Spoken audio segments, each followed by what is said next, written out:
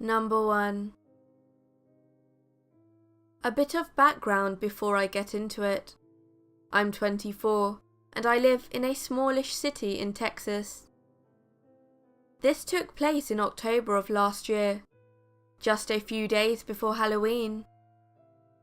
I was getting ready to leave work one night and I was slightly excited because I actually had to walk home on this particular night. Why was I excited? Well, my car was in the shop, and while I was at work, I was thinking, I never walk. Why don't I ever walk anywhere? The prospect excited me for some reason, and I settled on walking home. I only lived about 5 miles away anyways. It felt like I was embarking on an adventure. As I was leaving, the co-worker, who I had previously asked to give me a ride home, came up to me and asked if I was ready. I politely told her that I had ended up pumping myself up for a rad walk home, and that it was nice out anyways. It was. I thanked her, walked out of the doors, and as soon as that crisp October air hit me, I thought, yes, I made the right decision. Halfway in, I started to full-heartedly regret this horrid, foolish decision. It started to get a little chilly, and I still had a decent chunk of walking left to do. It was about 11 PM at this point. Traffic seemed really light, which started to somewhat unnerve me because now I was thinking, I'm walking home alone at night. Anything could happen. And stuff happened. Oh, did some stuff happen, my friends. I was approaching one of those bus stops that is lit up by ads, and as I was looking, I saw a slight shadow being given off on the concrete. I was not too weirded out by it, but I did wonder whether buses actually came through this late at night. I've never had to take one, so I genuinely didn't know. As I was getting closer, I paused my music, and looking back up, I saw whoever was in the bus stop walk over to the side of one of the ads and just stay there. I'm a cook, and so I always carry a pocket knife for when I have to open boxes and such. So I decided to place it in my jacket pocket, just in case. What happened next was just so bizarre. I was passing by the bus stop, and as I was passing, I turned to see this mystery person. Mistake. It was a rather tall, moderately thin old man, wearing somewhat decent clothing, all of which was black, with a black fedora type hat. Nice night, isn't it? He says. Yup. I continue walking. Hey, hold on a minute. I turned around, and he was now walking towards me. Yeah? Slightly annoyed, but more on edge because now I had to see what this horror of a man wanted. Seriously, this dude looked like he had stepped out of a movie Tombstone. Stopping about 5 feet in front of me, he asked, You got a cigarette? I'll pay you. Unfortunately, I'm a smoker, so I say, Sure, here, you don't need to pay me. I hand him the cigarette, and I fumble in my pocket for a brief moment, getting my lighter. I was about to hand it to him, when he instead leaned in for me to light it for him. I hate doing that, and of course, my lighter was taking forever to catch. All the while, he was staring right at my face, examining it almost. I tried not to stare back, because in all honesty, I was horrified. In the moment it took to light his cigarette, I noticed that this man had a wide, creepy mouth, kind of like Steven Tyler, and wide-looking eyes, as if he was picking up on my fear somehow.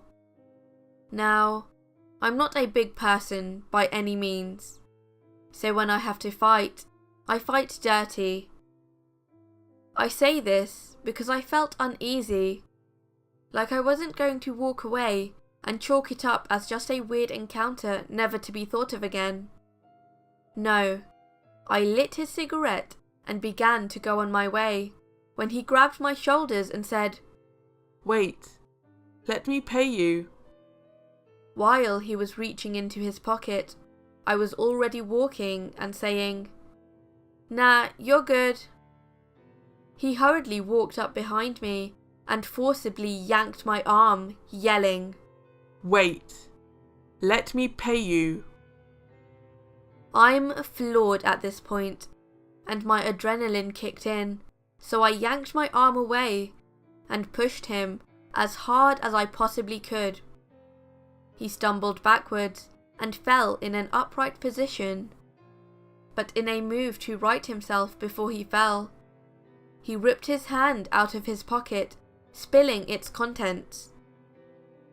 Gold coins. I didn't care. I bolted. I was so freaked out that he could have had rubies in his pockets. It wouldn't have made a difference to me. I just wanted to get home already, and everything felt off about the situation. As I was running, I heard a high-pitched, "Let me pay you." I ran the rest of the way home, looking back ever so often. Number 2.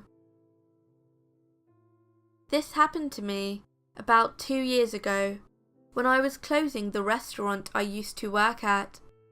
Anyways, there was only one other employee closing with me this night, and he was cleaning the kitchen whilst I was in the front of the restaurant, sweeping and mopping the floors. I was in the back mopping the floors when I heard what sounded like a little girl scream, really loud, maybe a block away from the restaurant. I knew if someone was in trouble, I couldn't just stand there and do nothing. So, I opened the door to the restaurant's outdoor patio and hopped over the short brick wall that enclosed the patio. The restaurant was located downtown, and it was between 11 and 12 at night. So I crossed the street and walked all the way down to where I thought I had heard the girl scream. Maybe about 250 feet from the restaurant. The lights on the road were broken, so there wasn't much light, and it was kind of sketchy. But I just wanted to have a clear conscience and make sure no one was being kidnapped or hurt. I couldn't see anything, but I felt like I was being watched the entire time. I was just really uneasy. The weird thing was that there wasn't even the slightest noise. I eventually decided I would just finish up for the night and go home, since it was getting late and I had classes the next day. Usually, I would always get out before my co-worker because he had more stuff to clean than me. So, after punching out and saying bye to my co-worker, I exited the back of the building, going into the employee parking lot, which only had 2 cars parked in it at this time. One being mine, and the other being my co-worker's. As I was about to cross the street, I noticed a car parked on the street I was walking down when I was investigating the noise. I thought it was creepy, seeing as it was pretty late, but I thought it was just a coincidence. As I got in my car and turned on the lights, the parked car down the road turned its lights on too. At this point, I thought it wasn't just a coincidence. The car pulled away, before I even started my engine.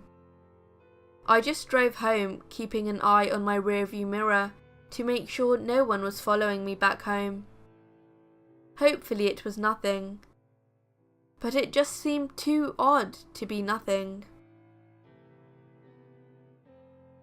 Number 3. When I was 17, I got my first apartment on my own. It wasn't much to brag about, and it was located in a crappy part of town, somewhere in Canada, but it was all I could afford at the time, and all mine. I worked 2 jobs, one at the mall, and the other at a piercing and tattoo shop, but both within walking distance of my little apartment. One night, after finishing work at the shop, around 10:30 p.m, I was walking home on a well-lit main street. Remember, this is a smallish town, so there are not many people out and about at 10:30 p.m, except for maybe dog walkers. So, I'm doing my usual quick walk home as I always did. I had one of those under-the-arm shoulder bags on my left arm, closest to the street. My right was closest to the shops. I made a right-hand turn, and there was this guy sitting on the steps of a closed shop. He was about 20 to 25. As soon as I rounded the corner, his head turned and his eyes snapped wide open. And I thought, oh no. As he started shouting, Melissa! Melissa! Not my name, by the way, while starting to stand. I tried to hop around him to the left as he was still shouting Melissa. I mumbled, I don't know you, I'm sorry. As I tried to scoot past him, he grabbed my right arm and started to violently shake me, just screaming that name. So I started screaming back, my name is not Melissa, while trying to fend off the dude because I was getting really scared. There was no one around.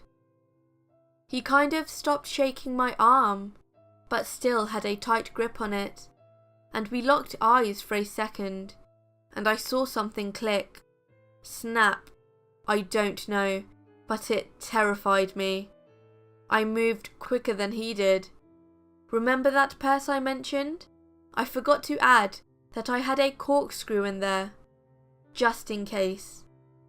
I lunged my right arm forward into my purse and grabbed it as he started to try and drag me off to God knows where.